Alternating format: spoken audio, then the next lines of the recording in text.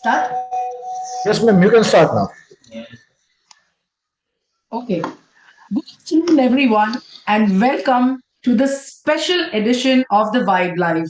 Yes, it's the last day of 2025, but nevertheless, a great day to kick in some motivation. Today, the Vibe Women Inspire, Build, and Enhance, the platform dedicated to fostering women's excellence, is truly excited. It brings together women doctors from diverse specialties to share knowledge, leadership experiences, and personal journeys that inspire growth and collaboration. The fundamental pillars that form the vibe are physical well being, mental health, financial wisdom, and professional excellence. Through various initiatives, the vibe strives to build together a strong community of women professionals who uplift one another and redefine the landscape of healthcare leadership. I'm Dr. Ritu Johari, consultant diabetologist and metabolic expert practicing in Kandivali, Borivali, and Malad, the western suburbs of Mumbai. I'm privileged to have a unique background with decade and a half spent in the pharma industry and now since last half a decade on the clinical side, treating diabetes, thyroid, and obesity. Besides our two clinics, I also enjoy working on my past learnings along with the pharma era as a co-founder of RFEC, which is a medical marketing agency. But what truly brings me the most excitement and pleasure in sharing is the introduction of this exclusive initiative, The Vibe. As founder of a one of its kind platform that targets fostering women's excellence. With that, let me introduce you to our team, Vibe. Kavita. Hi everyone, good afternoon. It's so exciting to be here on the last day of this year, 2025. I'm Dr. Kavita Rane. I am a practicing diabetologist for the past 15 years in Chembur at Apollo Spectra Hospital, Hospital, and in Lux General Charitable Hospital. I love to draw paint. I love sketching. I love visiting art galleries, and I love communicating with all of y'all through this Vibe Live. Over to you, Dr. Latika. Hello, I'm so excited to be part of this Vibe initiative and also welcome our guest today for this new episode of Vibe Live, the last of this year. I am a diabetologist and a lifestyle medicine physician practicing in Colaba for the last 3 decades, visiting faculty at JJ Group of Hospitals and Grant Government Medical College. Besides that, I'm a mother to an artist and an entrepreneur, and a partner to the sugar doctor. That is my husband because that's what he's more popularly known as, and that's our brand also. But besides that, I thoroughly enjoy traveling, cooking, and a whole lot of things. But what gives me maximum happiness is to the glow on a person face when they come back with their blood sugars and other metabolic parameters within normal limits, and it just kind of makes me feel very happy about that. So now I hand over to Dr. Rukaiya for her introduction. Hello, ma'am.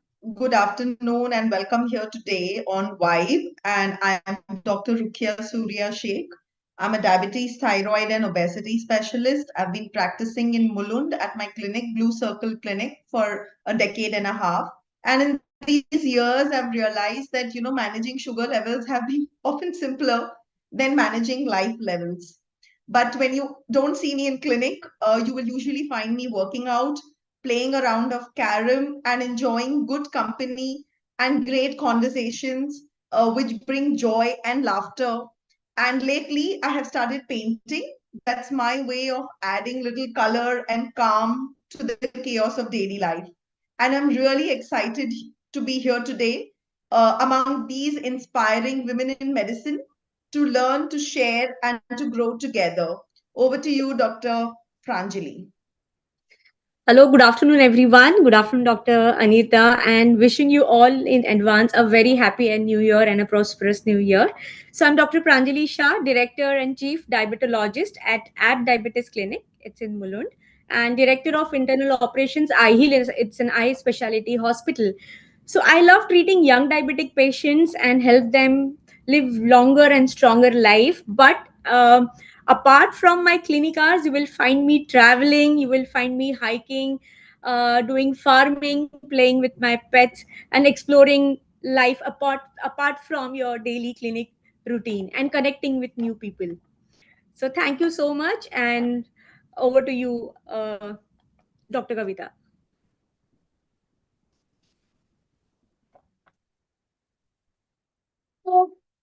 Patients can never be complete without a diagnostic workup. And today, we bring to you a leader who has traversed diverse paths, exemplifying risk taking plus hard work as the road to success. A hexalog with Dr. Anita Suryanarayan, pathologist, innovator, operations expert, and mentor, a true leader. An honor to have you, Dr. Anita, with us, an exemplary woman, a warm and wonderful persona, a constant source of motivation, the best role model for women in today's era. Welcome, ma'am. Welcome to the Vibe Hexalog. Just a quick question. How did you feel when you were invited for the Vibe?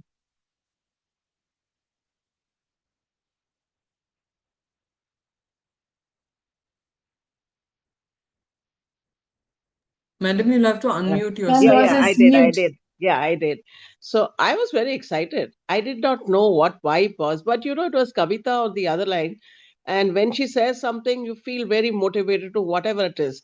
Unfortunately, that week, I think I was busy or traveling or something. I can't remember, but I couldn't do it then. And so she promptly came back and said, "Would you do 31st?" And then I said, "31st, end of the year." But okay. So I was quite excited at the idea of the thing. Then I looked it up also, and I saw the other program which you have streamed online. And I think it's a wonderful thing that you girls are doing. And, we need motivation in our life today and all the time. And also, women need to be motivated more and more, and they need to know that everybody has gone through the problem which we all face. It's a daily thing. So, Yeah. we have all gone through these things. And So if we true, can ma'am. share, the burden becomes much less. It's like that. So, I was truly excited, and I congratulate you all and wish you all the best success in this venture and many other ventures which you would do, I'm sure. Thank you so much, ma'am. So, a quick opportunity to introduce ma'am. Dr. Rita ma'am is a senior pathologist with almost 35 plus years of experience in immunohematology, blood banking, cytology, histopathology, and quality assurance. She has held leadership roles, including the head of operations and vice president at Metropolis Healthcare, overseeing the lab operations and quality across South India as well as Sri Lanka. Dr. Suryanarayan combines strong clinical expertise with proven strengths in administration, academics, and healthcare leadership. So, truly excited to hear from you. And now, may I pass the baton to Kavita for the first segment? This is so Scary cool going. having you here today. And it is so Yeah. much fun. So let's move on to the first segment. This is about journey from stethoscope to microscope. So, this segment intends to revisit the journey of Dr. Anita. So, medicine was contemporarily looked upon as a patient-facing profession, facing the patient. So, how did your choice of pathology stem up? Like any incidents from childhood that you recollect and would want to share with us that may have helped you maneuver towards your career choice? Well, to start with, medicine was not my first choice, honestly. I never wanted to do medicine. I would have loved to do architecture or history or anything but medicine. And but my father, and we were good children, in those days. So my father said, "Nothing doing. You have to be a doctor." So okay, I got the marks, I got the thing, and I got into medical. When I was doing internship, because medical, in those days we used to have family physicians coming home. There was not that much of going to the lab or the hospital. Family physician would come home. I remember having typhoid, and he said, I mean, I don't know now whether it was typhoid, but he came and he examined. He said, "There's some gas on this side, that side, and you have typhoid." Gave me some antibiotics, became okay. To date, I don't know whether it was typhoid or not because there was no blood test done. In that much, I was thinking, how does he know? What a great man he is, yeah. He just look at you and say, "You've got typhoid." So, and it went on from there to many other things. So then when I was doing my internship, or maybe it was second MBBS, when you get to be thrown into clinical practice, you go start visiting wards. And that's when I saw all these patients. And there was one gentleman who would insist that I should give him his subcute insulin. I only must give him. He was in Dr. Kokhani's unit. And I used to feel like early in the morning I have to go around giving injections. No way, clinical practice out. Can't do. But in second MBS, when you go through MBBS also, I mean, when you do pathology also, Yeah. now that was something fascinating. I can take a tissue, I can put it on the slide, I can look at it, and I can give you what it is, while you guys are still fumbling for whatever it may be. And from that time, I think it was only pathology that I was interested in. The colors under the microscope are fascinating. They are truly fascinating. Yeah. And what you can pick up from under the Yeah. microscope is another very fascinating thing. So, yeah, that was the reason why I did took up pathology. Sub specialties like ours, paras, whatever they would call it, were not so much in vogue in those days. In my class, for example, radiology went for a song. Nobody took radiology. And can you imagine that happening now? Oh, So yeah, nobody just it's went. the first choice. And it Now was never it's the the first first choice choice, for anybody. radiology. Yeah. So for me, it was always pathology and nothing else, just because of the colors. Right, right, right. So you transitioned from hands-on pathology to large-scale healthcare leadership. What shaped that journey the most? So we did do lab hands-on, as you say, because when you start practice, you have to work everything on, and you have technical staff whom you need to train on. You start looking at the microscope and things. So I used to work in small in nursing homes. I wouldn't call them small because they had a good load of patients. But then I did find this laboratory. See, one drawback which many of us face, maybe this NEET doesn't face, is that I graduated from Mumbai. Having cleared from Bombay, I was familiar with Gujarati, Marathi, Hindi, English, and everything. But you come to Tamil Nadu and you don't know a word of Tamil. So, how do you communicate with people who only speak Tamil? Right. So, that was one of the biggest challenges I think everybody faces. And the other part was having graduated from Mumbai, I knew all my people at my level, my peer level, senior level, junior level. But here, having not graduated from the colleges in Chennai and Madras in those days, I didn't know a soul. I just didn't know anyone. So it was just left to me to find. One fine day, I heard about a blood bank which was looking for somebody. So I started as a teaching and a physiology and pathology in a dental college. Now it's one of the biggest dental colleges, but at that it was quite a distance. And from there on, someone found me and said, "Would you like to work in a lab?" I said, "Okay." So from there on, it came to a blood bank. And the blood bank was looking for a blood bank officer. So it was near the house. I said, "Okay." And then it so happened that that blood bank had also got a lab next to it with the same founder people. So I joined what was Lister Lab in those days. And it just progressed from there on. And maybe you were at the right place at the right time. So that is what also helps. And Lister became Metropolis Healthcare. It was acquired by Metropolis. And then as you want to grow, nobody acquires a lab only to make it whatever it is. The idea is always to expand and to Grow. reach out to areas. So the city is also growing. The lab automatically has to grow. Travel becomes difficult. It's not easy for everyone to travel and come. So your centers start building up. With centers, you hire more people. You hire more people, you hire more equipment. When you hire more, so it's just a stage wise growing. It was like when I first joined and the lab was a big size. My chairman just told me that, Anita, you just have to think whatever you were doing with 5 technicians, you're going to do with 50. Same thing. What's the difference? And so that is how that journey has been. Very exciting as you keep adding Amazing. more and more topics, more and Yeah. more skills to it. You keep on learning on it. And Yeah. it's just, I think, right place at the right time, right moment, and take the opportunity. Never say no. I've never learned to say no. And sometimes I kick myself because I haven't said no, I can't do it. So never say no. You can always do it. There's always a way out. I love what you just said. Never say no. And I love the way that you even mentioned every work that you had was close to your house. So it was closer to travel to, as well as you could focus on your, private life, your home life as well. So it's amazing. And thank you so much for that. And moving on to the next segment, which is by Dr. Pranjali. My travel buddy. Yeah, yes, ma'am. Thank you so much, Dr. Kavita. So, ma'am, next segment will be focusing mainly upon the quality controls and the building upon the quality strategies. So now we know there are multiple online labs, there are multiple big lab setups, chains are increasing. So standardization is the, I think, it's the main issue. So how do you set the quality checks and quality control? Definitely this is helpful for the patients for the convenience because it is easily available, but how are you going to set the quality checks? What will be your inputs, ma'am? So I would first worry, and it is what everybody worries. We don't worry about the analytical checks much at all because the equipment we are using is highly professional.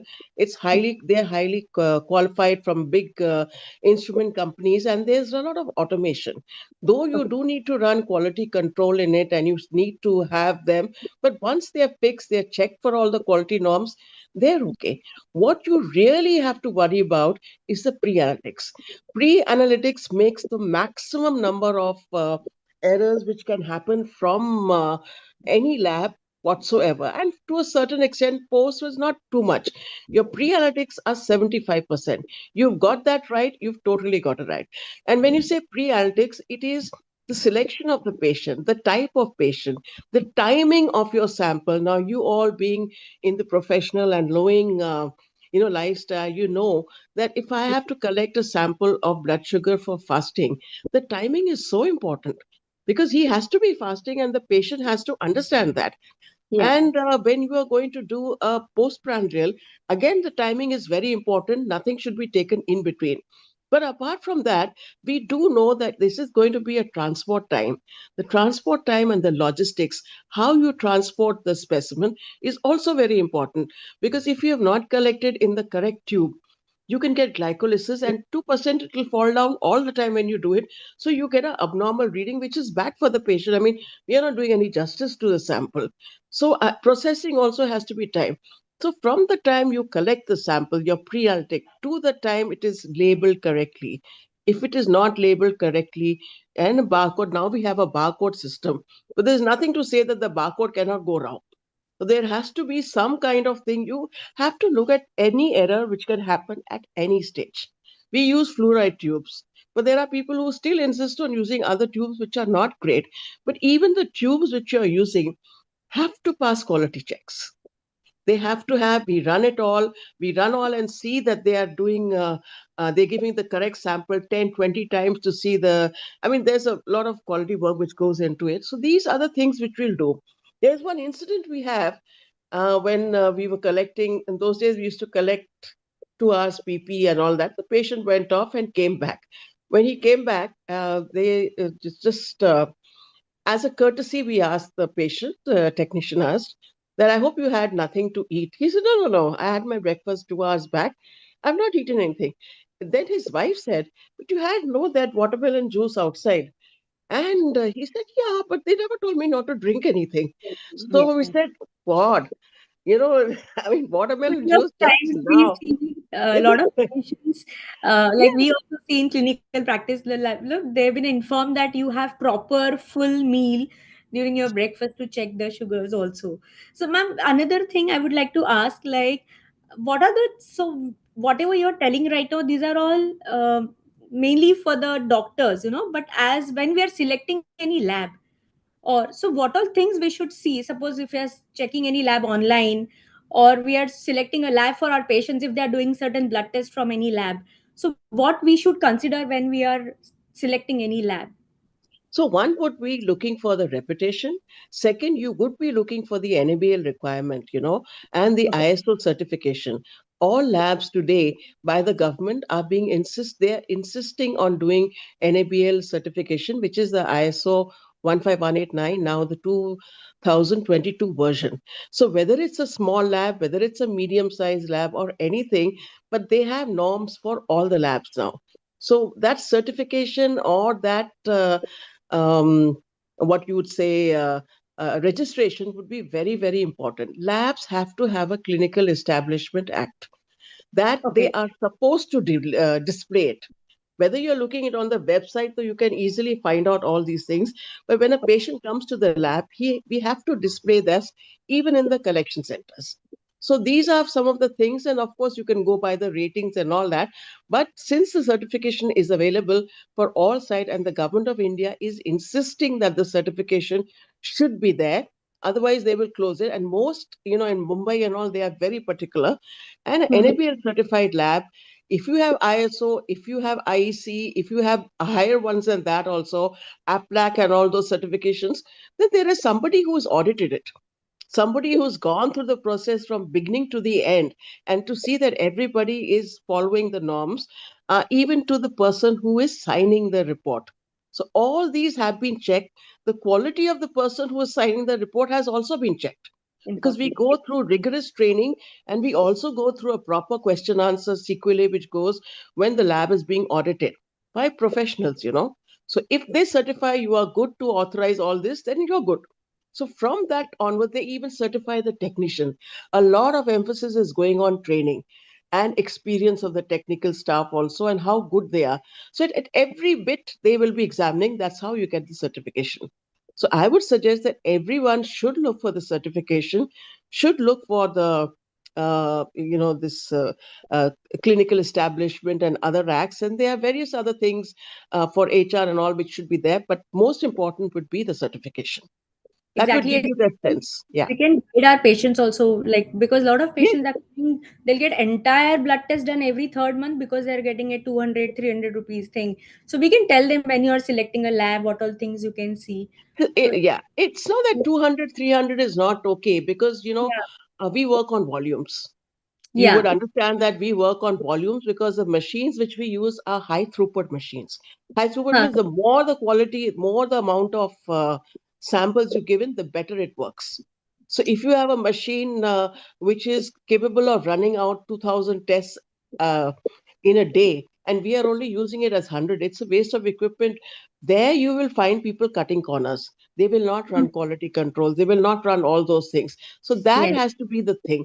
But giving up to 500, 900, if they are doing, Mm-hmm. as long as they see the certification, I think that should be fine. The reports, yeah, if the certification is there, then we can rely on the reports that way. Absolutely. Absolutely. Thank you so much, And ma'am. we are also supposed to display, the doctor is also now supposed to display the registration number as Yeah. well as the designation. So that also they need to check now, because that's part of the certification. Thank you so much, ma'am, for your You're input. welcome. Over to Dr. Mm. Rukia for next segment. Ma'am, it has been wonderful, that what has come out clearly from the segment, what I felt was, is that, okay, yes, the quality is very important in terms of accreditation, the machines that you use, the SOPs that you're creating. But, this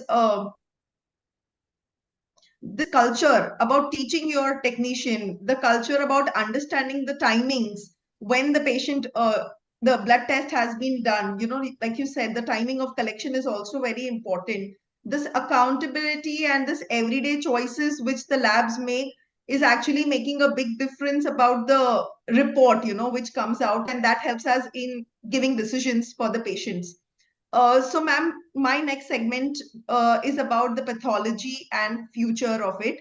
And we know that as we strengthen the quality and safety in the laboratories today, it naturally leads us to the next question is, how is pathology itself evolving from when you passed to now today? We know that we are surrounded with more and more technology which is advanced, with automation which is there.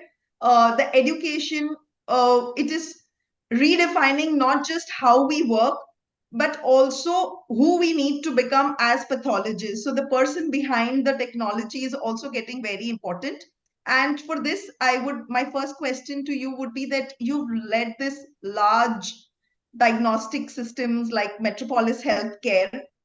And when you look ahead 10 years, what excites you most? What concerns you also, especially about how technology and automation will reshape pathology? So, whatever we say about automation and technology, you have to have a trained person at the background. And that is my scare. Because today, if I want to do a presentation, I will just ask this AI person, I want to do a presentation on XYZ, and 10, 20 slides will be ready in one go. I know that Right, there are people who are not even reading them, they're just presenting them. But if you do not know the content, then how are you going to do anything which will train anyone and show what you are? So the people behind it is very important. The equipment, it's like a computer system, garbage in, garbage out.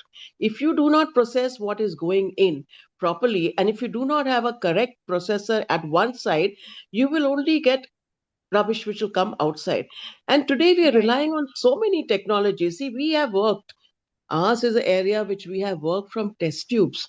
From test tubes where you used to collect samples to, the spectrophotometer to automation. It is worked Right. from one line where you used to collect the blood in a syringe. Now we have these, what are they called now? The syringes which automatically they pick up the amount of Yes. volume and they transfer it. You don't do anything. You just have to. You don't Hmm. even have to measure 2 ml because it is marked there and it will only suck in, the vacuum tubes which we use. We don't even have to see that we have to put this powder in. You don't have to, because they have already come with the amount of anticoagulant required or not required. So all this is done. We have a sorter. A sorter will sort it out into different tubes and into different areas and put into different machines, all that. But there has to be somebody who is monitoring. I cannot have a Hmm. blood sample which I'm doing for a serum in a EDTA tube. It won't work. That's not blood, that's plasma. So that is, Hmm. as we are going more and more specialized, we are going into Hmm. molecules, we are going into DNAs, we are going into HLAs, we are going into chromosomal analysis. The training has to go side by side. I Right. cannot become a genetics expert today because I don't know. I know only this much. How can I know Hmm. beyond that? So I have to get the training done. I may have the Right. theoretical thing in my mind, but I don't know what the machine Hmm. looks like. So how do I do it? Right. So the training Right. behind it, the learning behind it, the enthusiasm behind it, and the person behind it is the most important Yes. thing, I feel. People are looking at automation. When we brought in automated machines, so one of the technicians came to me and said, "Ma'am, now we will lose jobs." I said, "Why? Why will you lose jobs? You will not. You need to get Yes. trained more. You do not." See, automation gives people the fear that we are going to lose jobs. No, equipment cannot Right. take the place of a correct person, not at all. And that Hmm. is where the training requires. So as we are going into molecules, we are going to DNAs, we are going into HLAs, we are going to chromosomes, we are going into everything. Even we are using automation to read into slides. But the last slide has to be read by a qualified person. So that is where it all ends. I can do, we may use AI technology to even diagnose normal slides. Normal is not what Hmm. we are worrying about. What we are worrying about Right. is the abnormal. So Hmm. that is where it ends. So it Yeah. frightens me to a certain extent. Um, Right. but you do look forward to it because there will be a time in which we will reach. See, it's pathetic that in our country, the smallest third tier city doesn't have Hmm. that kind of medical network which is available in a second and a first tier city, main city. I It doesn't agree. have. And so, Yes. how do we bring them? I can give you an example, and I'm talking a lot if it's okay with you guys. But I can give you the example of Shankar Netralaya. It's a big, I think, Eye you've heard of Institute. it. So what they told me was, majority of people here in India is because of eyesight. They're not able to read Hmm. because they have eyesight issues. If you talk to a person in the third tier village for getting his eyes Hmm. checked and getting specs, he says, I have to spend that much time. Spectacles don't cost much, but I have to Hmm. spend time. I have to spend money on my travel, stay to get Hmm. my eyes checked and then come back. So instead of that, Hmm. what they have done, they have created a mobile unit which goes Hmm. into the free tire. They measure it. The glasses which come out may not be that finest quality, but they can read. They get their eyes Right. checked up. We are able to take care of Right. blindness and all these things, you know. So this is, we have to Right. take it to the common man. Then only can we be Yes. satisfied. Yes. So that is what I'm looking forward to. The Yes. So, hmm, ma'am, my husband is an oncologist. So it's a lot of times, he has to get a second opinion done from a pathologist who he trusts to say that it is normal. A lot of times, to tell the patient that this is normal and not abnormal is more of hmm, a challenge than, saying that it is abnormal.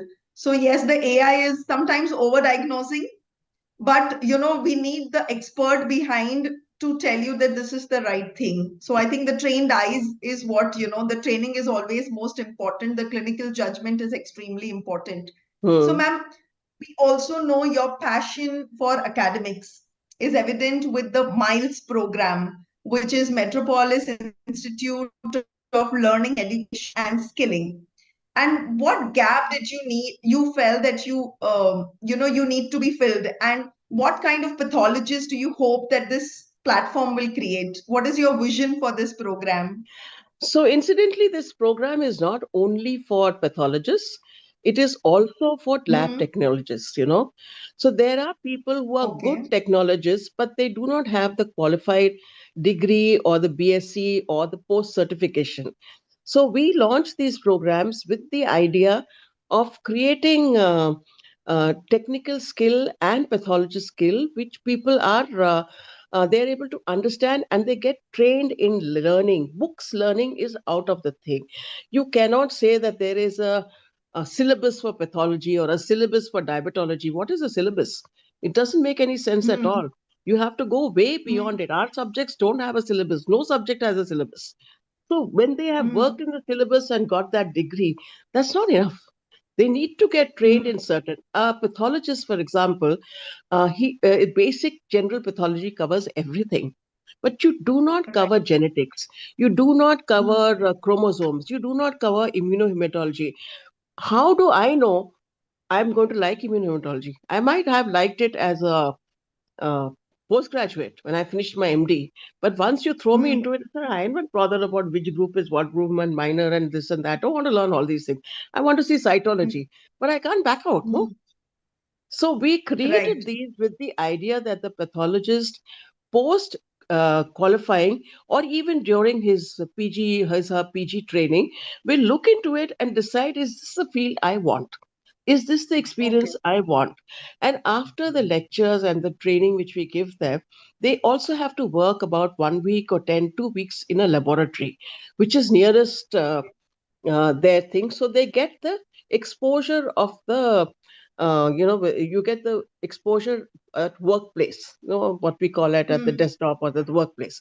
That exposure. Yeah. We also ask them to do a little bit of a dissertation or a little bit of a paper research into it. So you Hmm. know fully that I am interested in this or I am not. It's three Right. months. 3 months is nothing much when you compare to 2 years. So you get 2 years. exposed to it Right. Right. and then you get understood that, yes, this is what I want. And you have been trained Right. at the lab with the best of equipments. You can decide you can take it or you can just work on it. Similarly, for technicians, we have a lot of these DMLT and these PG DMLT programs and all. But one person coming out of there, the problem is, no, the government certification they will give, private gets certain, they just get their certificates from the private institutes. Uh, They're really not trained. They don't know anything. You will not believe that we had right. we Hmm. Hmm. appointed a pathologist, and when she from a private institute here, it's a private certification, and when she joined the lab, I just asked her, "Can you see the smear?" And she said, "What's a smear?" And I'm looking at her. She's asking me, "What's a smear?" I said, "But blood smear. I want the differential." She said, "I've never done a differential." I said, "How have you got your degree?" "Oh, I got the degree." So that gave us Okay. such a shock that this girl, I have to train her from scratch. I don't have the time. And I can't train somebody Right. who doesn't even know what a basophil looks like. How are you going to train her Hmm. further? So that's when we Right. decided that this is not it.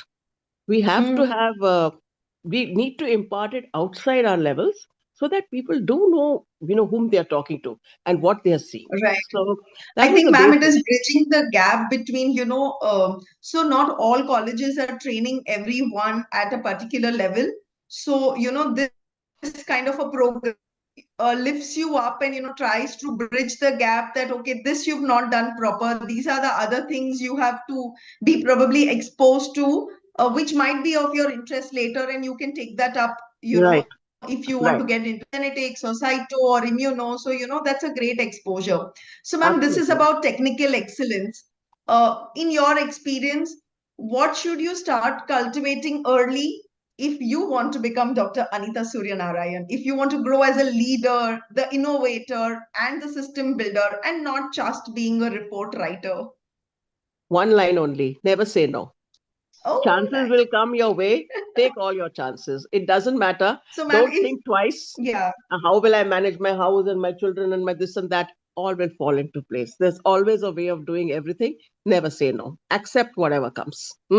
It will come great. your So, way. ma'am, what do you wish someone had told you this earlier in your journey? Something that was told to you which you learned. No, I think I got everything at the correct time. The only thing is, what I feel Yeah. is that now we are able to do a lot of a thing online and all post COVID, and we have a lot of virtual workshops and thing goes. In those days, since our head office was in Mumbai, so for bigger roles, they used to consider people only in Mumbai. Now it is not so. So if this had come a little earlier, then maybe anything. So that's the Right. only thing. But otherwise, I think it's quite okay. I'm quite comfortable where I am now. Hmm? Fantastic, ma'am. It has been such a pleasure to, have this conversation with you and never say no. I would take Dr. Lotika to take the next segment. Thank you so much. Yes, ma'am.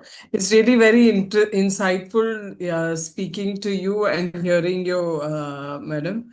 And so we shift gears to the next segment, which is women in medicine and mentorship. You stand as a great inspiration across to women across the map, from academics to leadership to mentorship. This segment explores the woman part of this journey.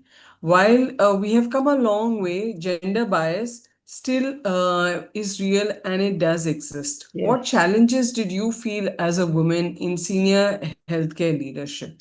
And how did you balance the maternal and professional roles? So, Metropolis Healthcare, when I joined it, was headed by Samira Shah. So she was facing more of the brunt than we were facing. And because she was our head, she was the chairman. I mean, she was the MD at that time. Now she's a chairman. And because she was the MD, I think we had it easier. So we did have April, but it's like her experience. And every time she would tell us, I walk into a boardroom full of guys, and they all look at me and say, "This young girl, she's going to be the one who will dictate to us." I said, "Why? You prove yourself by your work. You don't prove yourself by your gender. You prove yourself by your work. You prove yourself by your punctuality. If you are going to be there on time, and if you're going to start a minute, 10 minutes before, you should be there." This was a culture which was embedded and which I tell all my people, be there in time. When you're there in time, take that 5-10 minutes to chill out. Think that I'm going to start this and this is what I'm going to do. Lock your brain out. Then you concentrate till you leave. 5 minutes before you leave, close everything and do not take any queries. That is done as it is done. But of course, queries do come, so we can't work that way anymore. So, you do feel gaps, but I think your work should stand still. No one can look at you and say that, oh, she's only a woman. What does she know about maths and all? What does she know about finance? What does she know about accounts? Your work speaks for you. And there Yes, will be that people who is will true. admire the work which you do and admire the input which you give in, because they will appreciate. It'll come over a period of time, but will come. Have the patience, take Okay. it as it comes, be at your Mm. best all the time, which doesn't mean that you have to be fancily dressed and things. You just have to be normal, be punctual, be regular. Of course, maternally, we are not able to be that regular. It does happen because, you are in charge. But I think as far as you girls are concerned, things are now equating out quite well. It was tough when we were there, but not so tough now. I think equations are working out. So, yeah, I mean, it is, you can manage your work life and your family life now quite easily because there's even the option of work from home. We even created your Yes, workplace that's is a good workplace. So I think there is something called as, where you can measure what is it? See the workplace. Is this, when you're joining something, it's called I'm not able to remember that. So it lets you know what all the features are available. Do you have, do they take this into account? Do they take, do they have a crash? Do they have things like that? And many of them do come out with that. So I think people are understanding now. And today we need a workforce, a good trained workforce. So, uh, we used to have, technicians who would never for home care, go into a male household. They would feel, no, I can't send another technician along with her. So in two-wheelers, see, today you have even delivery persons coming on two-wheelers, whether it's Blinkit or Zomato or Swiggy, they come and deliver. So I think the outlook is changing. And I think in India, we have been more fortunate. Whatever anybody else may say, we do have a backup system also existing. So yes. it can be managed. So women usually have a strong inborn virtue, especially high emotional intelligence. How do you see women healthcare professionals mentor the younger generation of doctors? Well, what we have advised in our workplace, and you'll find the guys use it more than the girls, is one area in which everybody can just go and chill. Today, I'm very worked up. I'm really emotionally worked up, and I'm very angry with someone. You go and sit in that place for 5 minutes, just chill, and you will find back. Do not answer anything immediately. We are emotional. I would tell everybody, do not reply instantly. If something has come to you which has upset you, just be quiet for that much time. 12 hours you take. We never answer emails in that frame of mind. Answer it one day later. Nothing will go wrong. Say thank you and just leave it. Answer it one day long. WhatsApp messages, do not let them bug you. Don't answer. Put it aside. Listen to some music. Listen to a calm. You know that square thing which they are breathing, which people have been doing in yoga. You take in, The you box hold, you take breathing. box. Hmm? The You box do that, breathing, and yeah. that is truly very helpful. Listen to some music, close your eyes, think of somewhere else where you'd like to be, and you come back. So this is what I would really, don't get worked up if a patient, when patients used to call and they want clarification on reports and they'll be shouting at you and screaming, and you feel like, what the hell am I? I do get technicians and doctors also coming to me and telling me that the doctor, that patient was shouting, not my mistake. I had to listen to all this yelling the whole day long. Leave it. He's venting. Let him vent. Once you've listened patiently and he's vented, he's fine and so are you. So don't do Yeah, anything that's so instantly. Do true. not be impulsive. That's Do not take action so true. immediately. Just take it light. Do the box. Relax. Sit in a quiet place. You'll be fine. Yeah, that's fine. Madam, in one line, what is the leadership lesson from your 35 plus years journey which has stayed with you the longest? Well, again, I can say never say more, but should not be satisfied wherever you are. You can always climb higher. There's always a step to climb, and there's always a way to go. You will find your Okay. interest deviating, you will find something else coming. Take the chance, take it. Nothing is Uh, lost by taking a chance. Nothing is lost by saying that I can't do this, or if you feel you cannot do it, then don't do it. It's not that every time that I can feel I can do it. If you feel, no, I'm not able to handle it, say so clearly. You will get another chance when you can. So it's yes. just judging and going by the way you're doing. And it's a steady climb. Everybody has a steady climb. But be true to your work. Do not, whatever you have done, do that completely and fully to your satisfaction and to other satisfaction. And that is the best way of getting everything that you want. Yeah. Success will come your way if that's what you're looking for. Yes. Yes, that's so inspirational, madam. Now I hand over to Dr. Rukaiya for the audience questions. Ooh, that's scary part.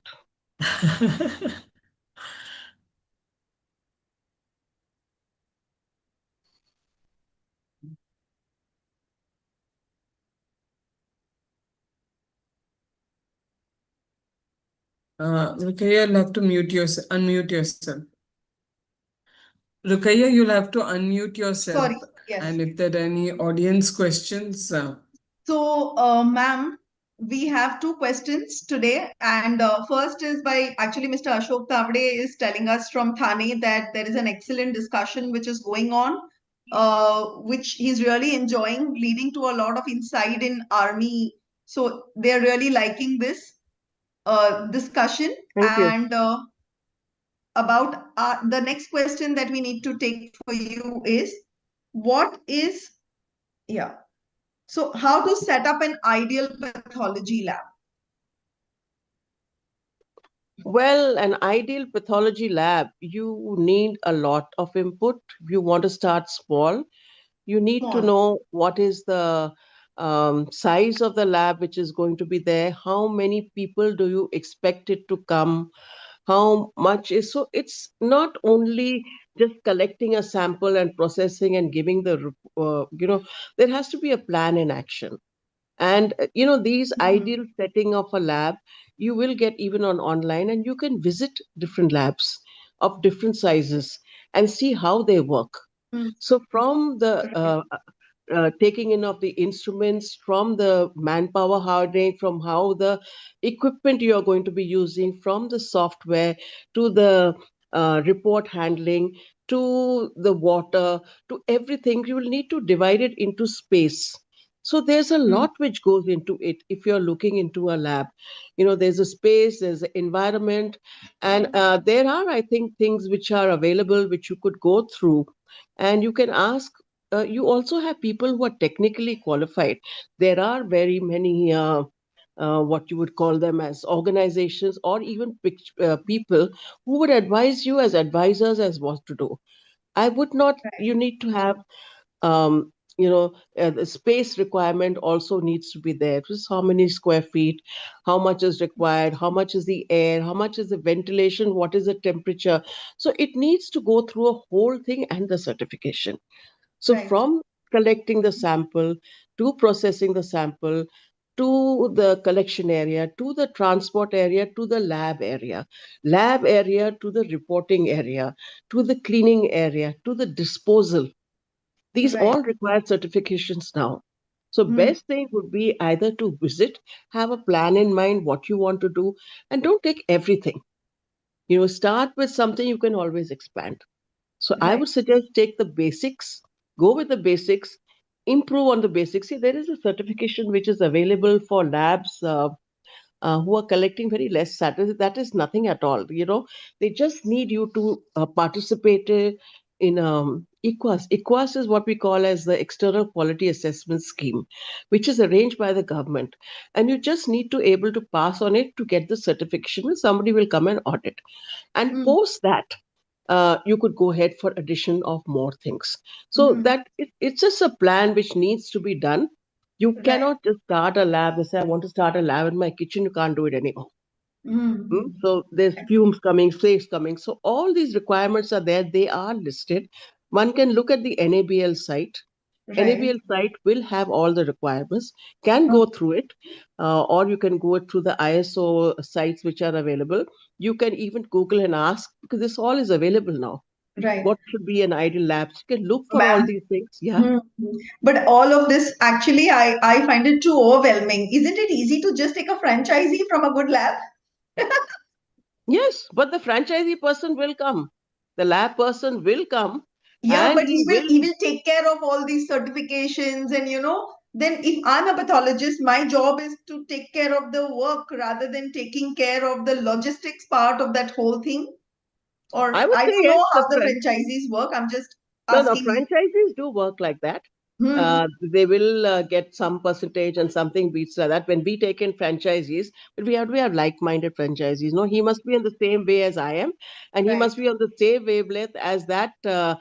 We are going to work together. It should not be that I am only looking for profit. You didn't get me the manpower.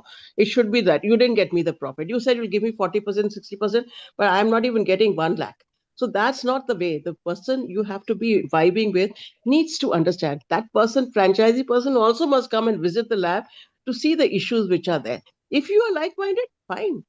I mean, Right. you can take a collection center and work instead of just processing samples. You do get what we have, basic lab structures. They run only complete blood counts and they run only maybe basic blood sugar and things. But how much confidence would you have in that? You would rather that you outsource it to somebody who can take care, providing all these norms are met. So yeah, Ma'am, you so were right. is there any number that you have in mind? Like, if you have like a daily collection of say 20 or 30 or 50, would that be enough to say that yes, you should put so see a lot of doctors, ma'am, also put up their own labs or they have a collection center in their own labs. So Hmm. would you say that there should be a specific number at which you should suggest that yes, you can have a collection center or otherwise one should not That will consider? leave to the lab chain which is involved. That will Okay. truly leave it to the lab chain which is involved, and they will let you know what is their basic requirement, minimum requirement. Okay. They were also pushing their own people who are there. So we would have, like, if you are having a clinic in, where is Mulund. your clinic? Mulund. Mulund. Then I may be having some doctors who are there in Mulund. You may be knowing some people there who would use it as a collection center instead of walking to the nearest one. Right. So they would come and give the samples, then you would send it to the lab for processing. See, Okay. earlier on, we used to have only one central lab. Today, we Mhm. don't have only one central lab. We have labs in various places because this transport is becoming a big thing and it's playing havoc with the results. We used to have Yes. only one global reference lab, which was in Mumbai. But now we have regional labs who are also doing half the work because Mhm. suddenly Indigo decides to go on strike. What will you do with your samples? I mean, you Right. can't just keep it there and you can't send by train, no? So then you Right. get totally scrubbed. So you have to have regional labs which can take over the load in case the global lab is not able to handle it. Hmm? Right. So it's a system which works. It works very well. It's not an issue. And it's Um, not the quantity of samples which is more, it's just the understanding is more important. okay. So, ma'am, as a doctor, what do I look at to understand that, okay, this is a true report or, this needs a repeat collection? The patient only wants to have a repeat collection because they don't trust अरे इतना ज़्यादा sugar मेरा हो ही नहीं सकता है or my HbA1c cannot be so high, so they want to have a repeat. But probably as a doctor, when I'm seeing, and I know it has come from a decent lab, is it just the accreditations of the lab suffice for me to say that okay, No, no, no. it You can can't go always wrong? approach. Not at all. You can always go back. See, the most important thing and a lot of emphasis is being laid on the handling of your complaints. I have the right to complain. I feel my glucose could not have been this. It has Right. gone way by. My HbA1c is not like this.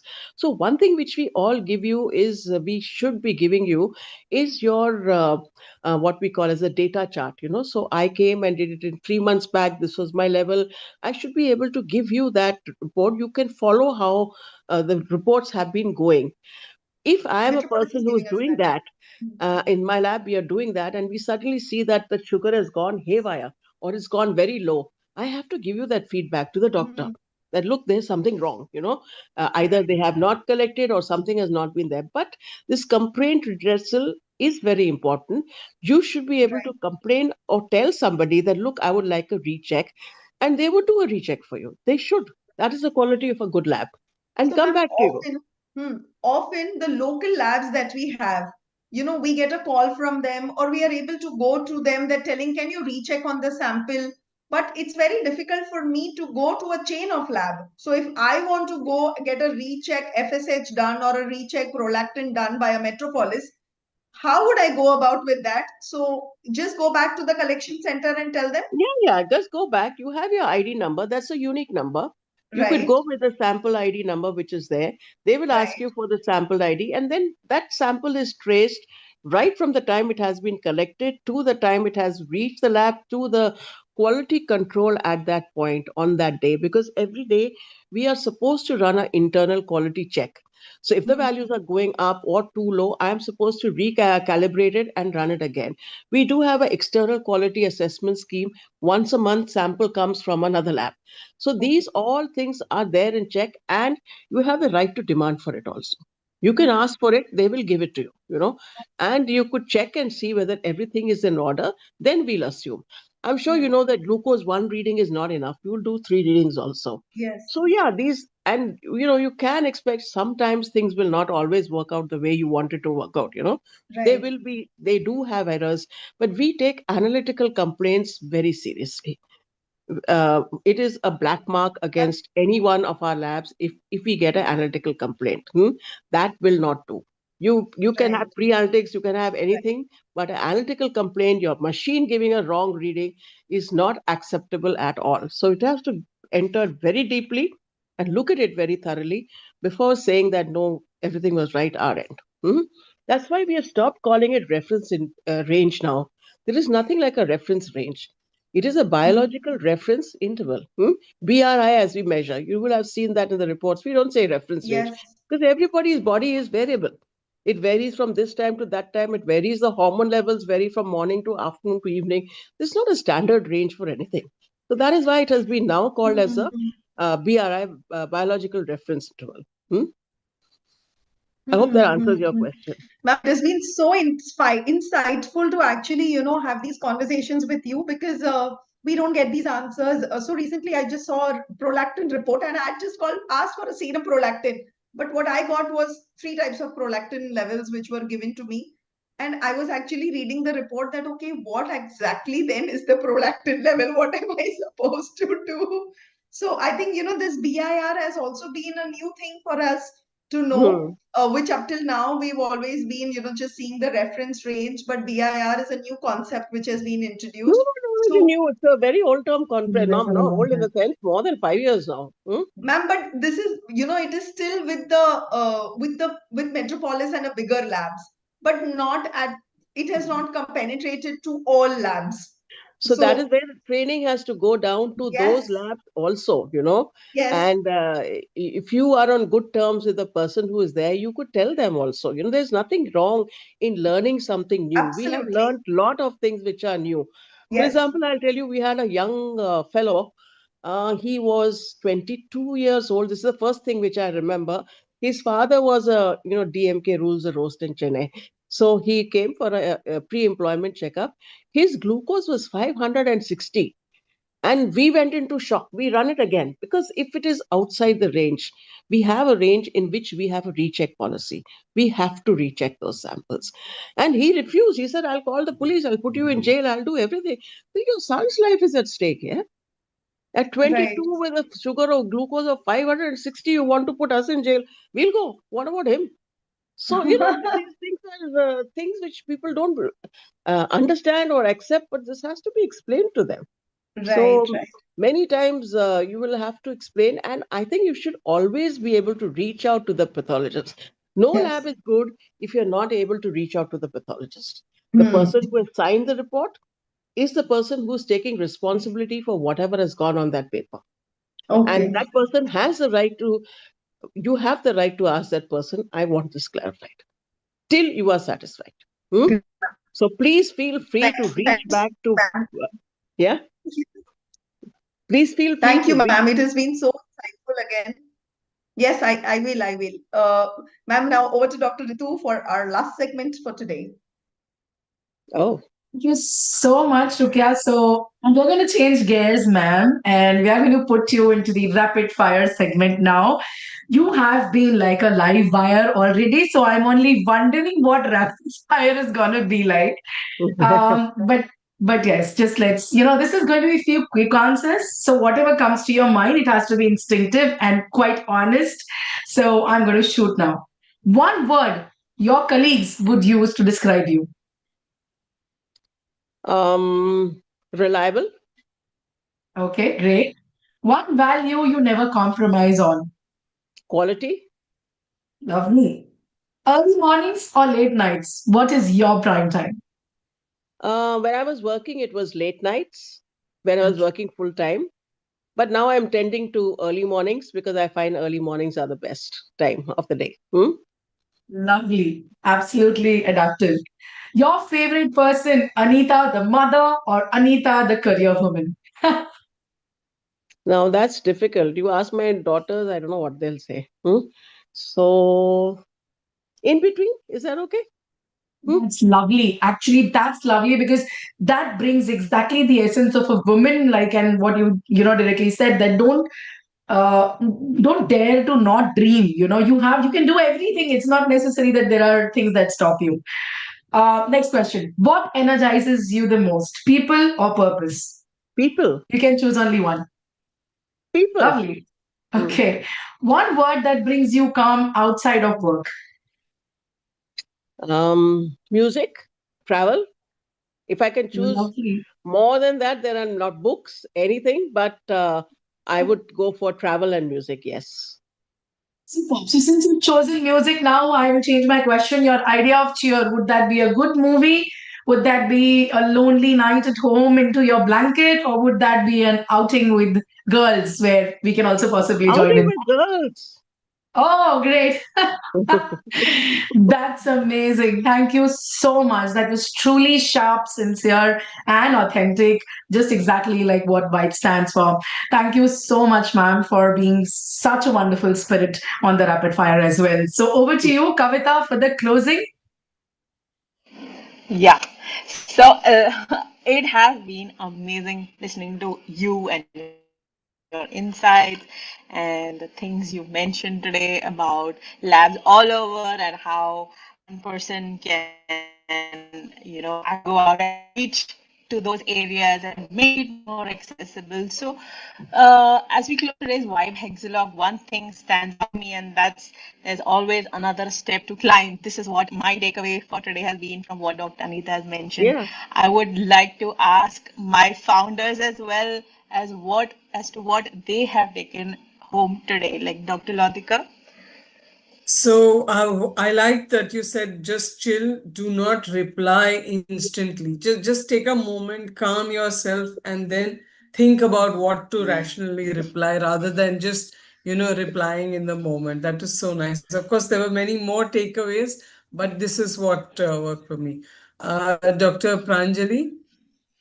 Yes, ma'am. So yeah, absolutely. There are many takeaways today, but yes, wait for a day, relax, and then you reply. That was one takeaway. Another one was never say no.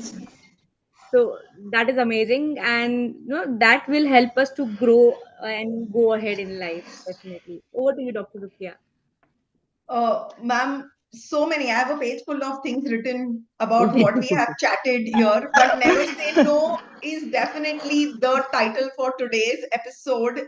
But what I'm going to learn from you is be punctual, be regular, come 5 minutes early, just get yourself collected, and even at the end of the day take that 5 minute before you just rush back. So you're always rushing in and rushing out, so that 5 minutes, I think I will start doing that.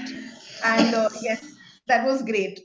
And taking time to reply, yeah, I think we're just so instant in answering immediately, so that will help us. Thank you, ma'am. Ritu. I think again, my colleagues, ma'am, have already said how inspired you have left us today. For me, there are two things which I'll bring up. One is, of course, own the space, which clearly you've done today. The way you came, you were mesmerizing each one of us, and I'm sure the audience as well. So I think owning our space is very important, of understanding and sincerely contributing towards it. And the other thing which I liked is ask. The moment you feel that there is something that you want to know more, it could be something you don't know of, it could be something you have a query about, and you have a right to ask. We have a right to speak. So I think that is something, whether it's asking help, whether it's asking for information, whether it's asking for learning, I think the ask itself is a very big learning for us as well. We should continue to learn, and for which asking is important. And what I like what she said is you should not be satisfied with where you are, and we should Yes, always keep striving for more. keep growing. Yeah, thank Wonderful. you So, so much. So, thank you so much, Dr. Anita, for sharing not just your insights but inspiration, and heartfelt thanks to our panel. So I would like to end and ask Dr. Anita what her thought for today was about all this that she's been through today with us. I think women are very inspirational. They are amazing and they are able to achieve everything. And I think we've achieved that. So this is girl power to its highest and furthest. And all the best for you. I'm always available if you need to ask any queries. So please feel free. And that's to women power. Wonderful, ma'am. Thank That's you. Yes, to there's vibes. one last thing. Thank you very much. There's one last thing that we say the vibe after 3, 2, 1 and point to the camera so that we take a picture for remembrance. Okay, so let's go. 3, 2, 1. Be the Be the vibe. The vibe. vibe. Thank you so Super. much. Thank you so much. Thank you. Thank you. Thank you, Thank you ma'am. so And much. Happy New And Year a to very you happy as well New as all the Year friends. to Thank you you. And and I'm a Happy New New Year Year. to everyone. Happy yeah. New Year, girl. Yes. Yes, All keep right. vibing. Bye, guys. And a happy, successful completion of 2025 with Yes. all the goals that we have attained, all the challenges that we have overcome, and yeah, looking Well done. forward to 2026 Well Absolutely. done. to Well be done. Happy so. New Year Happy 2026, New girls. Year. So proud of Happy you. New Year. Well done. Yeah. Clap for yourselves. Bye. Bye. Pat on Bye, the ma'am. Bye. shoulder. Bye. Bye. Bye. Bye.